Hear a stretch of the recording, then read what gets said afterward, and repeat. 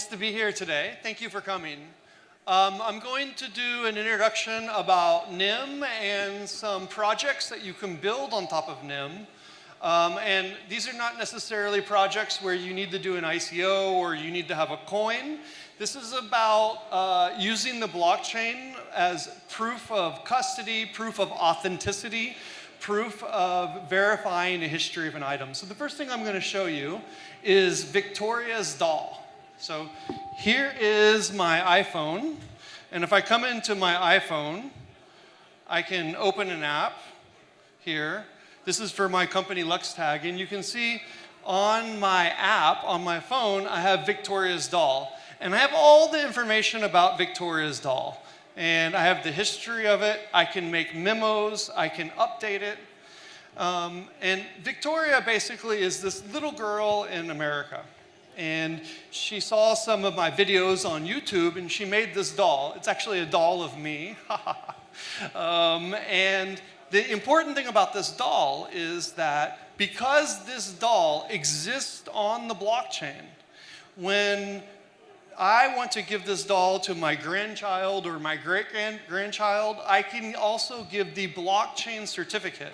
And this is not just a hash of a picture. This is not just a little message. This is a full certificate that exists on the blockchain that has updatable information. It's a live certificate. It can be transferred from person to person. So it's a really neat system about putting certificates on the blockchain. And that's just one use case. I'm going to try to talk about some more today. NIM has programmable money on it. And this talk is about authenticity, but I'm going to start off with money. What do I mean by programmable money? Normally on a blockchain like Bitcoin, for instance, when you have a Bitcoin, you can send it from Alice to Bob to Charlie. Bitcoin allows you to send money from person to person to person, anybody, and you cannot stop them. But on NIM, you can do programmable money. So when you make a token on NIM, you can make it transferable from any person, or you can make it so that it's not transferable, it's only refundable. If I send a token to Alice, she can only send it back to me. Or you can make money and tokens that are locked. This means if I send a token to Alice, she cannot send it back to me, she cannot send it to anybody else. It is locked in her account. And it's not just programmable aspects of transferability. You can build levies on tokens, which means anytime I send a token to somebody else, there's a levy or a tax that's automatically programmed into the protocol to make that happen. And then we have supply. You can make a supply of a token to be fixed or changeable. Now, why do I talk about this? Because the blockchain is the birth of programmable money, but it's not just programmable money. In NIM, we also have smart certificates. Certificates like the one that I showed you just a minute ago for Victoria's doll.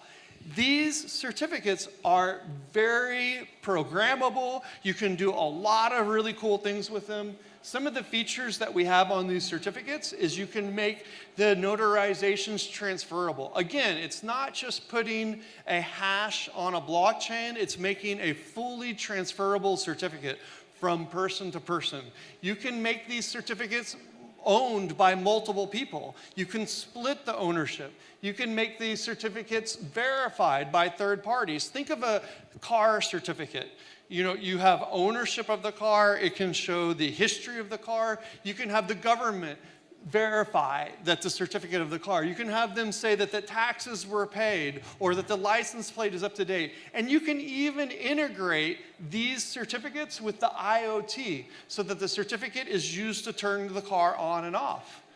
And this is not a promise of something tomorrow. This is live. If you come to the NIM booth today, here at this event, there is a company, 482 Solutions, and they're showing a live integration on the NIM blockchain of a little toy train. And this toy train can only be operated when there's an ID card, when there's a certain temperature, when there's a certain weight of the train.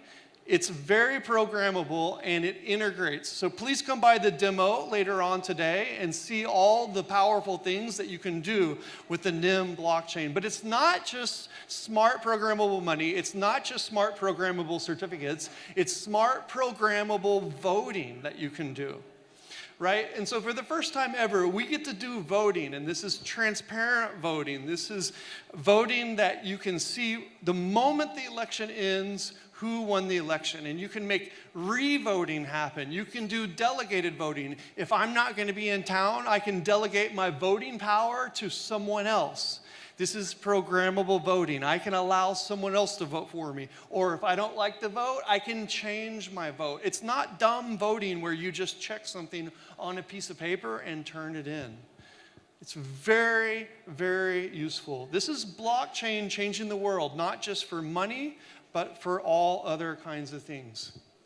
Now, we have this new version of NIM, and it is doing things that you wouldn't even want to dream about doing in other blockchains. It's very advanced. It's called Catapult. It's open sourced right now. You can go to the GitHub, you can fork it, and you can download it. What makes Catapult so powerful is we have 4 layers. We have layer 1, and this server only does peer-to-peer transactions. This is security, and this is the network. But here, this is great for developers. If there's any developers in the crowd, I know that you like MongoDB. You love MongoDB because all that information is there for you, and you get a great API, and you get a great SDK built on top of NIM. And then you can have your light clients. And I want to mention that the last talk, we were talking about light clients for Bitcoin wallets. NIM Catapult is using a really advanced technology called partition trees. And this is cryptography. So any light client can talk to any node and know for a fact, backed by cryptography, that the information is safe and secure. And this fact that NIM has partition trees in Catapult is going to allow IoT devices, it's going to allow robotics, it's going to allow a new wave of smart internet devices to trade cryptocurrencies for services, and to be able to do it trustlessly and to be able to do it seamlessly. It's a really, really cool way to think about blockchain. NIM has a different architecture. So what does NIM do in Catapult that's especially neat? Well, we are doing aggregated transactions. We are doing multi-level multisig, and we are doing cross-chain transactions. I'm going to give you a couple brief introductions about what these are. So aggregated transactions. This is one of the favorite things, and again, this is something that I've not seen any other blockchain be able to do. Imagine something like a house certificate. Certificates are something that we buy, we sell. These are very important, but a certificate on a house is very complicated. So let's say Alice and Bob. Alice wants to give Bob 3,000 Zim for the house, and Bob wants to give the title. Now that would be normally how we would do a transfer of a house, except for houses are not that easy. Actually, when you buy or sell a house, it's a very complicated matter because you also need a realtor. And that realtor is going to want some money for that transaction, and they're going to try to approve it. And then we have the government, and the government's going to want some money. And then the government's going to certify that certificate for that house. And what we really have is we have a big complicated mess like this. Now, in some platforms, you could try to make a smart contract. And this smart contract would handle all of this. But it's a little bit difficult because in some platforms, when you make a smart contract, you put it on the blockchain and it lasts forever. And some smart contracts are good to last forever. Let's say I pay my rent every month. $100, January, February, March, April, May, $100 every month. That's a great use for a smart contract that lasts forever. But you know what? Most transactions are not transactions that happen on the same day of the month, at the same time, with the same people for the same amount of money. Most transactions, just stop and think for a minute. Think about the last 10 times that you spent money. The last 5 times you spent money. Was that something that was a regular payment, or was that a different payment. It's probably a payment at a store for a certain amount here, a payment at another store for a certain amount there, and it was very different. In NIM, we allow you to make one-time use smart contracts because most transactions are one-time transactions. Most transactions don't happen month after month after month. Most time that you spend money, it's at a different place with a different person for a different amount. And that's what this is. It's different people for different amounts for different things. Now, the beautiful thing about this one-time smart contract is it's not an A, B, C, D, E transaction. This is one transaction. A plus B plus C plus D plus E equals one transaction. This happens in one block under one transaction hash when all the signers have signed. And that means nobody can get cheated. It either all happens or it doesn't happen. And it's a one-time smart contract that's created, and then once it's done, it's done. And then you create another one-time use smart contract. And all this is created client-side. It's incredibly safe. It can't go wrong. We use NIM APIs and the NIM SDK to execute this. This is revolutionizing what blockchain is going to be in the future. Now, we also have another example of something that's revolutionary in NIM. It's multi-level multisig. Think about your wallet. Normally, you have money in your wallet, okay? And let's say I have my phone controls this account. What's gonna happen is I would wanna make multisig. That way, if I lose my phone, I can always restore my account. And people think that's secure, right? I have two ways to get to my account, but actually that's not as secure because now there's two ways you can get hacked. Your phone can get hacked, or your backup recovery account can get hacked with multisig. So how do we solve this on NIM?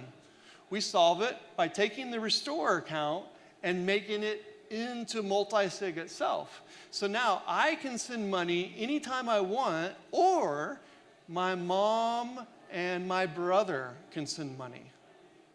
But what if my mom is on vacation or my brother doesn't know crypto very well? Well, I can add it so that it's my best friend and my brother. Or what if my best friend, I'm not completely sure if I can trust them because maybe my best friend can break into my brother's house or something like that. So I can even divide it up. It takes this friend, and my mom to send money, or just me. And you can make these multi-sig contracts on NIM multiple layers. And it allows for really advanced logic, like for instance, the train demo that you can see at the NIM booth today, where it takes a signer and a signer and a signer and a signer to operate the train. It's not just about money. This is about using advanced logic in applications to make them go live. And one other thing that we do in NIM that's really good, and this is so simple because, again, it's built into the SDK, is cross-chain transactions from any NIM chain to any other NIM chain. This is not NIM to Bitcoin or NIM to Ethereum. This is NIM to NIM. But it is a trustless transaction. It is an easy transaction. It's a wonderful transaction to use. And it works with the shared secret in between two different chains. You can do public chain to private chain to private chain. It's however you want to do. So, and you can even add some of these advanced contracts where you're adding things like the house certificate into it. Very useful. So Catapult's live. You can see it at github.nim.tech. Companies all around the world, Asia, America, and Europe that I've talked to have already downloaded this and forked it and started the build on it.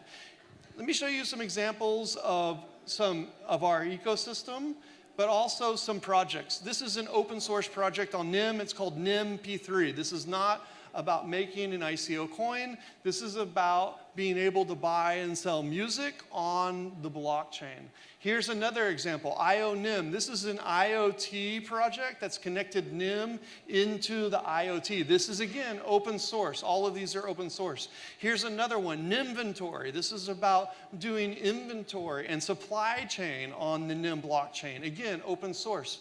This is NIM DNS. This is about using the NIM blockchain as a DNS server. It doesn't have to be for websites only. It could be for phone numbers. It could be for anything that you wanted to use it for. Here's another example. A few weeks ago, I was in Montana with the Crow Nation. The Crow Nation is an Indian tribe in America.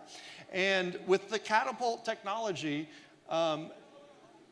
a company building on NIM, HE3, in partnership with the Universal Tribe Partners, demoed an application built on Catapult to the Crow people. This app is about identity of people. It's about voting of the people. It's about the property titles of the people. And this is a live app. I've already seen the demo myself in person. And hopefully, again, later on, this will be an open source app too. So this is a little bit about NIM. Here's some projects that have done ICOs or are doing ICOs. Here's some companies that are not doing ICOs, because you can just use the blockchain to build things and build wonderful applications. HE3 Labs is the company that did the Crow demo, and LuxTag is the company that I showed you at the beginning of today. So that's about it. I have time for one question if anybody would like to ask one. Thank you.